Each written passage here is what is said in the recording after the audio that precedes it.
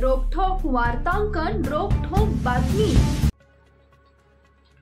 सोलापुरातील बाळे नई जिंदगी आणि उत्तर कसब्यात अनेक डॉक्टरांना वैद्यकीय शिक्षण विद्यापीठाची कोणतीही अधिकृत पदवी नसताना ते सोलापूरकर रुग्णांवर उपचार करतात। इतकंच काय, मुळव्याध भगंदर सारख्या शस्त्रक्रियाही करतात।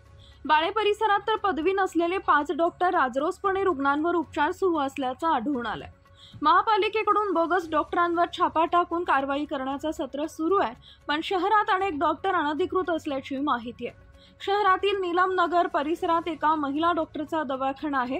गंगा चौक परिसरात सदर महिलेच्या नावे क्लिनिक सुरू असून इतके दिवस त्या महिला डॉक्टरच्या नावे दुसरा RMP डॉक्टर प्रॅक्टिस करायचा। दवाखान्यात महिला डॉक्टरच्या नावे प्रमाणपत्र दर्शनी भागात लावलेलं आहे। ही बाब येथील लोकांच्या लक्षात आल्यानंतर सदर RMP डॉक्टरनं प्रॅक्टिस थांबवली असून आता महिला डॉक्टर्स प्रॅक्टिस करत आहे। पूर्व भागात बोगस डॉक्टरांचा सुळसुळाट आहे, तर थोबडे वस्ती परिसरात एक RMP डॉक्टर मागील 40 वर्षापासून गोळ्या औषध देत आहे। जुन्या विडी घरकुल परिसरात एक वृद्ध डॉक्टर आहे, जे घरोघरी जाऊन गोळ्या औषधं देतात। विशेष म्हणजे ते ताडी पाळल्याशिवाय रुग्णांना तपासत नाही, त्यामुळे त्यांचा ओळखीचे रुग्ण त्यांना ताडीचं पाकिट भेट देतात।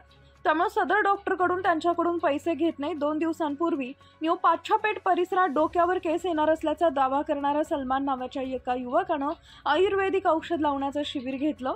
यात शेकडो लोकांनी सहभाग घेतलेला होता। महाराष्ट्रातील महत्त्वाच्या आणि ताज्या बातम्या पाहण्यासाठी आमच्या जय हो न्यूज चॅनलला सबस्क्राइब करा आणि बेल आयकॉन प्रेस करा।